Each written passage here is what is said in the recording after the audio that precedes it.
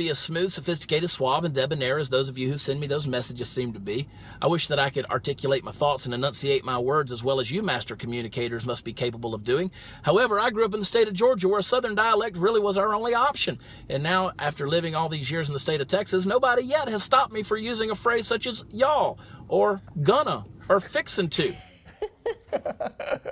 Yes, he's got a southern accent. Yes, he wears a cowboy hat. Yes, he drives a pickup truck. But it's not a gimmick. It's real. It's who he is. It's Chad Prather. His unapologetically southern video on YouTube has more than 3 million views. And tonight, his star-spangled banter tour rolls into the Historic Everett Theater. So we've got Chad with us this morning. Well, it's good to be with you. Good morning. Welcome. Good morning. It's good to be in Seattle. I know when folks see me in the cowboy hat, their first thought is brain surgeon. And I'm not, so I'm here to put that rumor to rest. But it's good to be in Seattle. I love this town. I actually got out of the rain in Texas. To come here to the sun. Expecting some rain, so the roles are reversed. Is this your first time in the Pacific Northwest? Or have you played here before? No, I've been here before. Yeah. I love walking down the street wearing the hat, though, because I get the look. You do? Always, People bring out their phone and like, what? Is this real? Is this real? You know, they're like, what is this guy all about? And basically nothing. What is your show all about? Tell us about that. Well, it is a family, it is an adult show from a family perspective. I've got a wife, 2 dogs, cat, 5 kids, and a vasectomy. And it is the best $25 office copay I ever spent. But if you can't get some jokes and humor out of that reality, then you just can't. You got a problem. So I tell a lot of stories. I'm more of a storyteller than a comic, and so we get together for about an hour, hour and a half, and just have fun together. And it's those stories that everybody can read. And you play with the audience as well? You kind of get their groove a little bit? I always have people, you know how people go to a comedy show and they think, are you going to pick on me? Well, only if you need to be picked on, but typically no. And it's fun because people have watched me online, they've seen the videos, and I say that I'm out of the truck. People are used to me doing those 2-minute shorts in the truck, which is a weird little studio, but it works. And so now I'm on stage, I can move around a little bit and have fun with people. And so how much of politics do you get into in your show, or do you just stay away from that?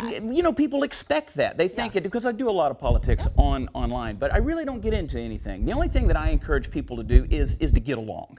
And so I say, it's amazing. We're so used to driving into our garages in suburban America, having our garage door come down, and we don't even know our neighbors, the neighbors' kids. We don't know their names, but we think we can get online and have a conversation or a disagreement with people all the way across the country on politics and whatever's going on in life. So I avoid most of that, but I encourage people to get along and learn how to disagree and do it in a funny way.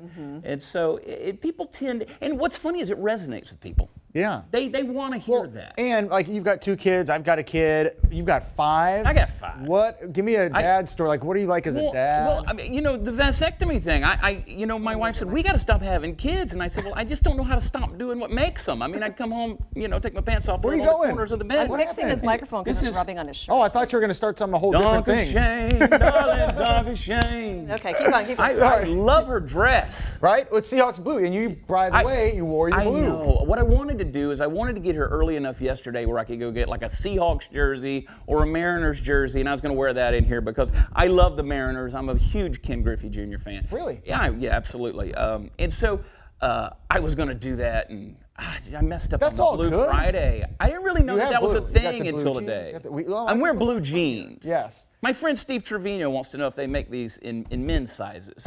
So every time he sees me on television, he's like, you're wearing your fashion jeans. But I'm getting a little bit overweight, so these have a little bit of a polyester blend to them. They stretch, which is nice. Life on the road, it's hard to keep your figure when you're life on the road. Right? We just did that story on the musician. Do you find it hard to go from like hotel, gig, and then you leave? Or do you try to like get a restaurant or Google? People always ask me, what's it like to go to all these different cities? I say, well, I go to the airport, I get in a car, I go to the hotel, to the green room, to the stage, and then I reverse the process and go home. So I don't see a lot of the city. Fortunately, today I've got some time. I'm going to spend it in Seattle and then head up to Everett. But living on the road is tough. It's hard to eat because I think now I'm like at 0% body muscle. It's really gotten bad. It's really gotten bad. So but you're funny. But you're funny. So let's focus on that. Yeah. But fat doesn't spasm, and so that's nice. I'm constantly. See him tonight in Everett. Thank you so much for joining us, Chad. We appreciate it. Break a leg tonight. Absolutely. Thank you. We'll be right back.